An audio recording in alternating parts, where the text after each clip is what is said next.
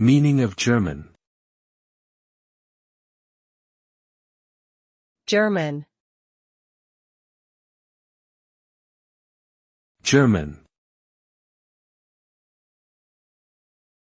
German. German.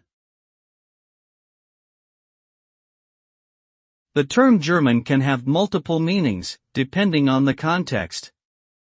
It can be used as a noun to refer to a person of German nationality or ethnicity, or as an adjective to describe something related to Germany, such as the German language or culture. In a historical context, it can also refer to the ancient Germanic tribes that inhabited parts of Europe.